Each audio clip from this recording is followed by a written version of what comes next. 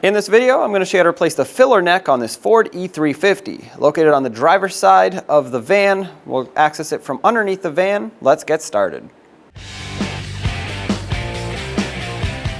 The new filler neck will come with the hoses that attach to the rest of the fuel tank. Now, if you don't want to lower the fuel tank, which is going to be the only way to replace these hoses, what you can do is separate them right here from the filler neck and just replace your metal filler neck.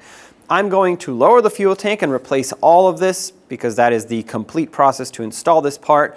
But like I said, if you want to reuse your old hoses because they're still in good condition and you don't want to lower the entire tank, you can just replace this part. Let's start by pulling the fuel pump fuse so that we can relieve fuel pressure. In the engine compartment, you'll see that in front of the coolant tank, there's a cover which if you open, it'll expose the entire junction box, fuse box, whatever you want to call it. We're going to pull the fuel pump relay, which is actually this one right here. It's the 5th relay. You'll have some markings on the cap telling you the number of the fuses and relays.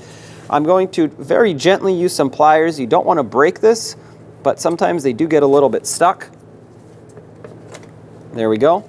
With no power to the fuel pump, the engine will stumble, the injectors will still fire and release the fuel pressure, but the fuel pump will not operate. Okay, let's crank over the engine. Once again, it may start or it may just stumble.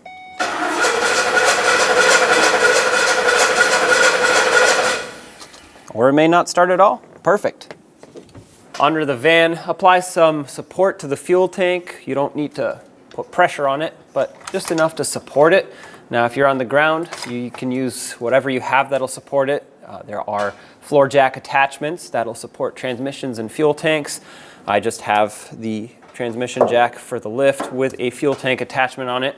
Now it has these pads that are going to support it as far out as possible. It is a very long tank, so you want to make sure that it's not going to tip over. And just as a tip, the less fuel is in it, of course, the easier the job is going to be. Now we can start undoing the straps. To loosen up the straps, you'll see a long stud coming out from the top of the frame. This is the front strap. Use a 15mm wrench or socket if you have one that's deep enough to fit on here. And that's how we're going to loosen these up.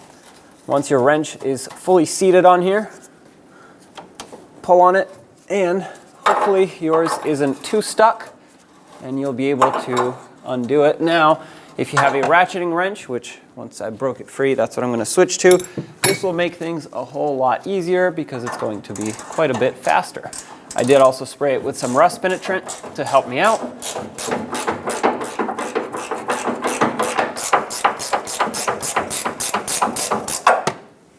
I'm going to use a wire brush to clean up these threads.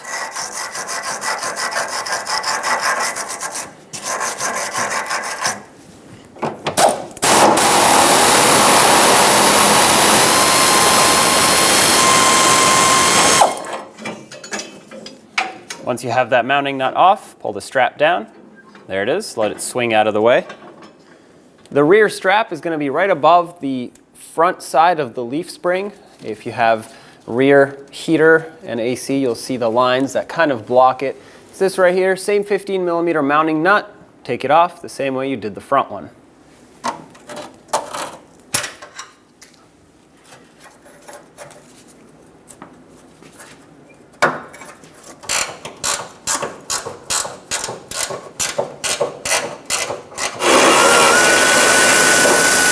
Now you can remove the rear strap, or at least swing it down and out of the way.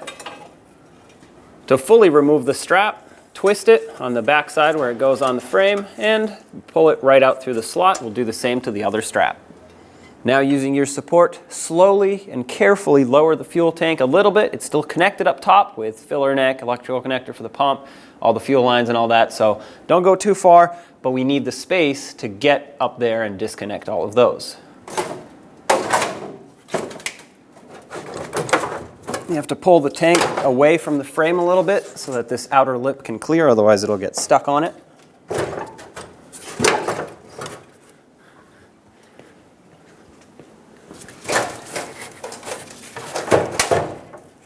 All right, now let's disconnect the lines up top. Let's loosen up the two clamps holding the filler neck hoses onto the filler neck so we can separate these and lower the tank a little bit more. Use a 6mm socket to loosen these up.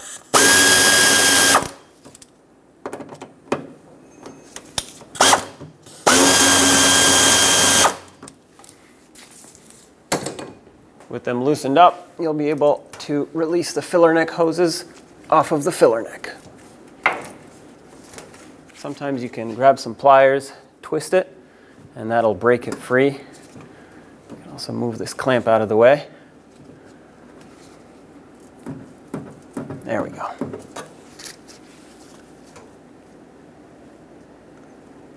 There's one.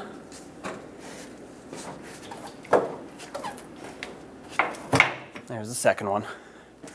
Let's lower the tank a little bit more. Still don't go too far because the fuel lines are still attached. This will give us more space to work though.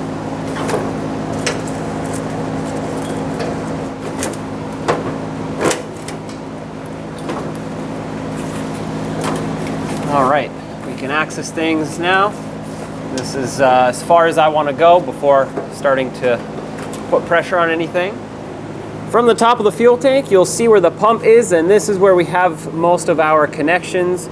We have the electrical connector for the fuel pump, which has a red locking tab on it.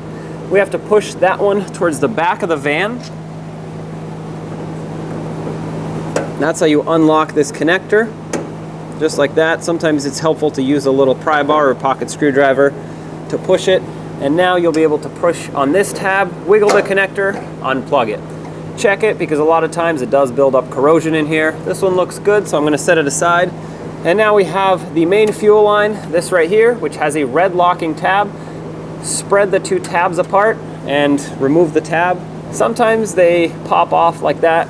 Definitely find it, because you'll need it to lock it. Now you can press in on the end of it here, and while pressing that, twist and pull. That's going to unlock the line and allow you to pull it off of the tank or the pump. There we go. There is some fuel that will spill out of there. That's normal. That's the main fuel line. And there is one more line to disconnect. It's not this one. This one stays attached. It's at the back of the tank. And now if you follow this EVAP line, it goes to the back of the tank towards the charcoal canister.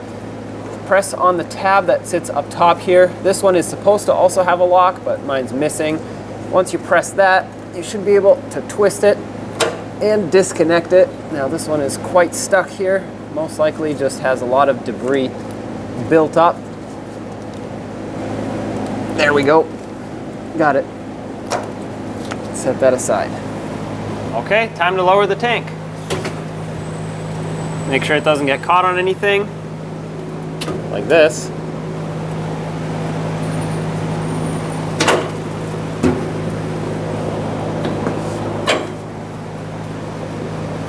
Now use an 8mm socket and remove this clamp, or at least loosen it up so we can get the hose off the tank.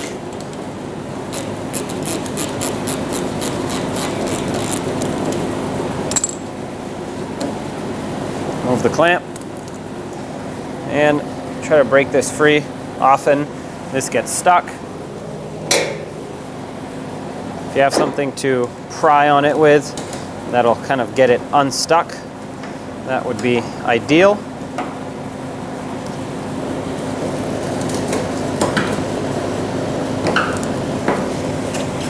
There we go. Now off of the filler neck, we're going to remove these two hoses so we can attach them to the tank side, since it's a whole lot easier to put the filler neck into the hose once the time comes. Use an 8mm socket and loosen up this clamp. This holds the main filler neck hose onto the filler neck. Once you loosen it up enough to slide it out of the way, you'll be able to twist this, pull it off, take the clamp, leave it over here. I'm going to take this off as well. Just won't forget to put it back on when the time comes, but this is going to hold the filler neck onto the body of the van. And then there's this one right here. You're going to take this off as well. There we go.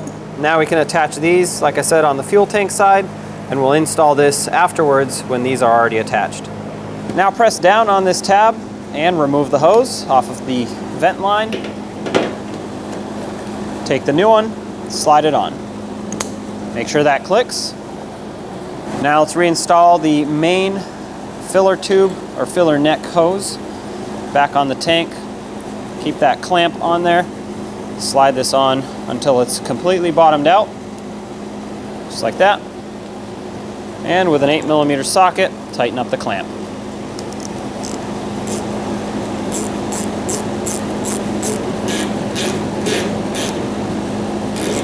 That's good right about there. Once you see the clamp start squishing onto the hose a little bit, and as long as you can't twist this around and pull it off, that's plenty tight.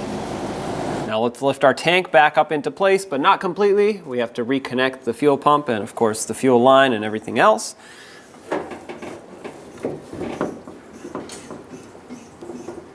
As you bring it up, pay attention to the filler neck hose, making sure that it doesn't get pinched underneath the frame. Fold it over so it can go up and over the frame.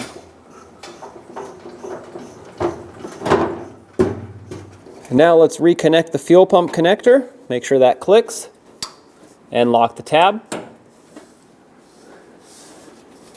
then grab the main fuel line, put it right back onto its fitting. This had a red lock on it. Slide that lock back into place. There we go, press that on. Make sure everything is secured. And let's bring the tank up the rest of the way. Make sure that your filler neck goes up and over the frame, as I mentioned earlier. As we lift the fuel tank in place, make sure the two hoses for the filler neck line up.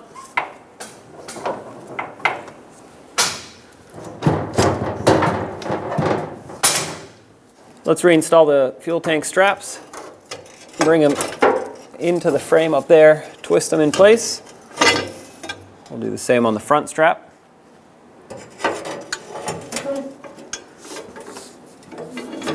All right. Put the other end through. Make sure that on the frame side it doesn't pinch any wires, lines, or hoses. It's going to be difficult to see, but you'll have to kind of move it around until it pops out through the top hole where you're supposed to mount it on. Oh, there it is. It helps if you have the mounting nut ready just to start it on so it doesn't fall back out after you've put it through, so that you can then move over to threading on, or installing and then threading on the other one.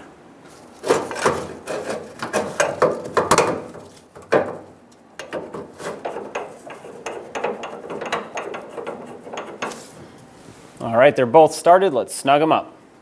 Let's tighten this up. Get our socket on here.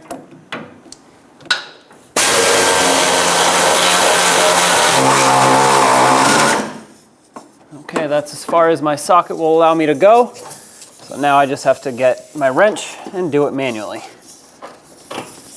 And just snug it up.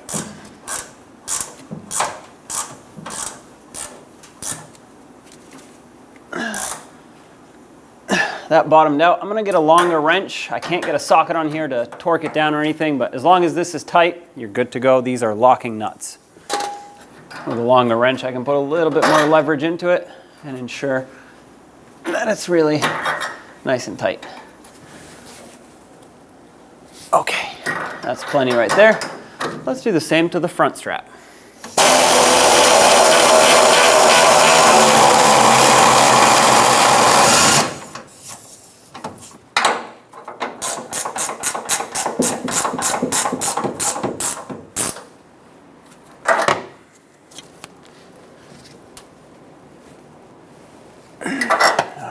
Nice and tight. Now lower your support. Open up the fuel door. Remove the fuel filler cap. Remove all 3 7mm headed screws so we can take the filler neck out.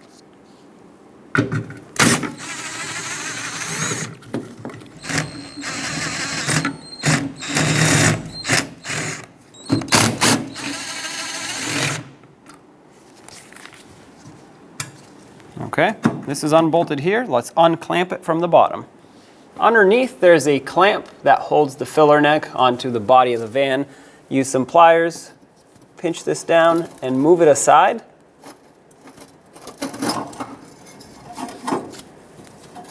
And now, you can pull the filler neck right down. There it is.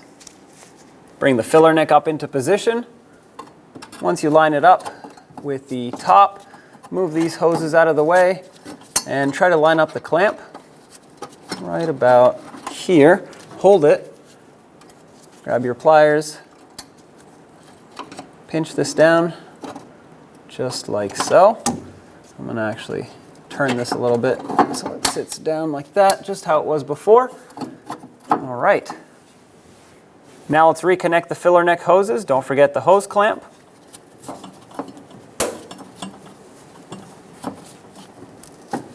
All right, there's one, and the second one. Make sure these are bottomed out completely, just like that. This one just has a simple squeeze clamp.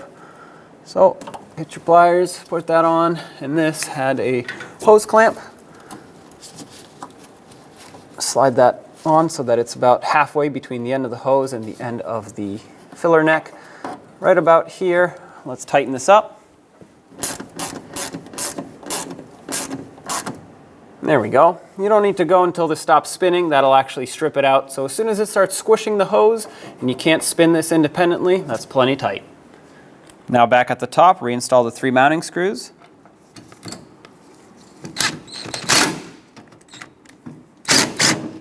Don't tighten any of them until you get them all in. That'll ensure that everything is lined up.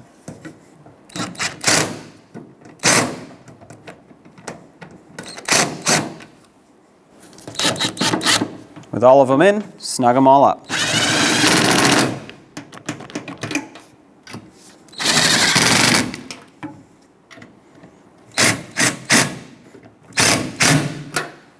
Reinstall the fuel filler cap and close the door. In the engine bay by the fuse box, let's put the relay back in to reactivate the fuel pump. Press it down all the way, make sure it's flush with all the other ones. Close the cover, make sure that clicks. Close the hood. Now we have to prime the fuel system since we had lines disconnected to get any air out. Stick the key in the ignition, turn it to the on position, and leave it here for a few seconds. In a quiet environment, you'll actually hear the fuel pump cycling and running. Turn it off. Do this again. I like to do this about 3, maybe 4 times. That'll push fuel through the system as well as into the fuel pump, of course, and get any air out. We'll do it one more time, and then we can crank it. It might stumble, it might even start and then shut off and stall out. That's normal, but it could also just start and stay running. That's the goal. Perfect. At this point, let it warm up. Check for leaks, of course. Make sure you have no fuel leaks, and then take it for a road test. When only the best will do, demand TRQ. The only company that lets you view before you do. TRQ is committed to offering the highest quality aftermarket auto parts that are engineered for peace of mind. Thanks for using and viewing with TRQ.